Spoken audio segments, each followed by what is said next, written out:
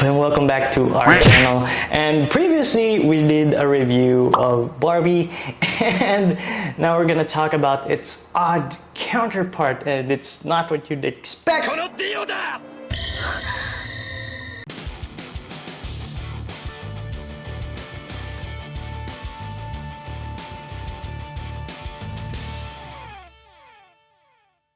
Oppenheimer. And I bet you didn't expect that. Well, go deeper into why I think that is later on, but let's get down to this just masterfully done movie. Let's have some fun. So straight off the bat, yes, Oppenheimer is a masterpiece. It is a great movie, and you should go watch it in IMAX because it's shot for IMAX, and it's just how you should experience the movie. And they well, it's not in 3D, but it just utilizes the sound very well. And there's this one particular scene, and I don't think it's a spoiler because, you know, well, maybe if you don't know what happened in human history, but they did build an atomic bomb.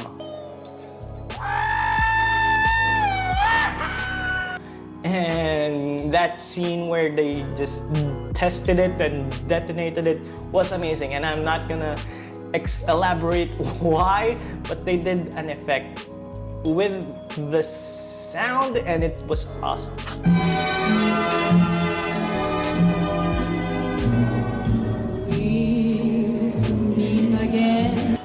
So, Oppenheimer is directed by Christopher Nolan. And Nolan does not miss.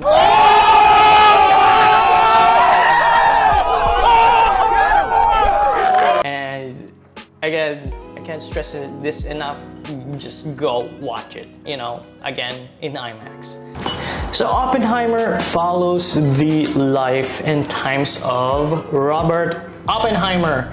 And of course, he is greatly opposed by Robert Downey's character, which is Louis Strauss. And I think Oppenheimer is gonna be just one of those movies that you have a lazy teacher, a lazy professor, and you know, they're not feeling it at that particular day, and you have 3 hours to kill, then I think, you know, your kids at this time will be watching Oppenheimer once those Blu-rays or whatever just comes out, if it comes out on Netflix or whatever, and it will probably be shown to your kids at some point. It's just that good, and it's very well done, and I think it does encapsulate a bit of both sides of Robert Oppenheimer. You know, he is essentially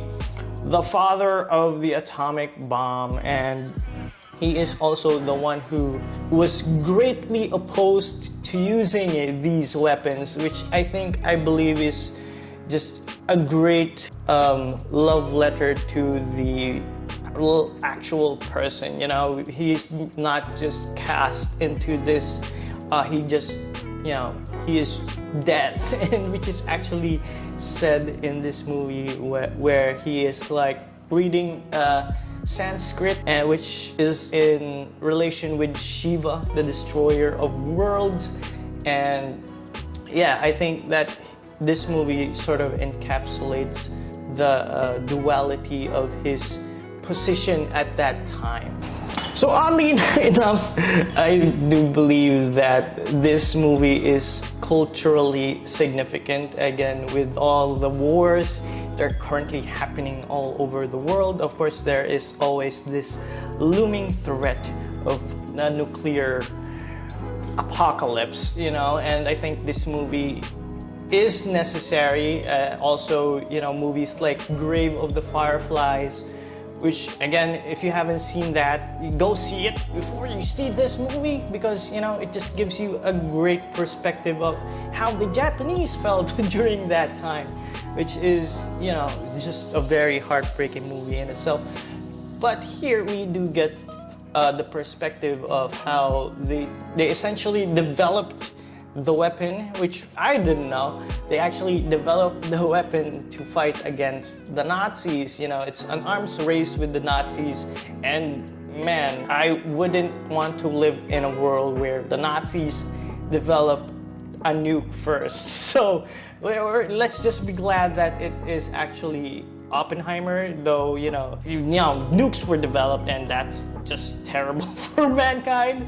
But again, he is actually one of the pioneers who actually wanted to develop regulations and try to actually stop an arms race of, just constantly building bigger bombs and, inevitably, destroying our world with, just the biggest bomb possible.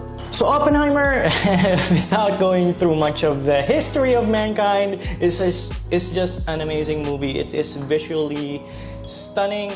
Christopher Nolan just knows his shit, The music was just tense. It was this orchestra music would just go on for just a long period of time, just building up the tension for the scene, and it's great. It's awesome. And again, it just, even if it's not in 3D, but it's definitely worth the watch in IMAX with the whole speaker, and you feel the music, and it's amazing. Cillian Murphy killed it as Robert Oppenheimer. Robert Downey, he's good, he's okay. But Florence Poe, and Emily Blunt just killed their roles respectively, and they're amazing. And I think Emily Blunt did just a stellar job, and she has these subtle nuances to her character, and she doesn't need to talk, and you feel just she speaks multitudes with her just facial reactions and all that, and it's amazing. She is just a pleasure to watch in this movie. So one little nitpick I do have with Oppenheimer is it felt like at some point it felt a bit too long. But then again, I do think that those parts were actually necessary for the completion or the whole telling the story right. And I can't really take points for that, but damn, 3 hours just it felt like a slog. The struggle was real, but every minute of it was just so good. So going back, I do believe that Barbie and Oppenheimer, oddly enough, is just a great couple of a movie. They're both discussing a lot of the paradigms of human life. Barbie talking about, growth and realizing your potential and, going out of your comfort zone. And Oppenheimer talking about, maybe you should have a limit to those, your dreams. Or for example, like, should you do something greater, or should you just stop and just, say, well, this is too much, right? I'm never satisfied. Of course, it does feel odd for me to be saying that Barbie and Oppenheimer, they're not the same league, okay? But they do talk greatly about the human experience, that they sort of, go side by side, Actually, you could watch them in the same day, but actually I feel like you should watch Oppenheimer first, take a break, and then go watch Barbie, because Oppenheimer just feels so heavy afterwards. But although Barbie, oddly enough, feels heavy afterwards too. The struggle was real. But it again, they do just really dig deep into the essence of humanity, and that just the experience of living and life and the struggles. And again, oddly enough, they do sort of complement each other.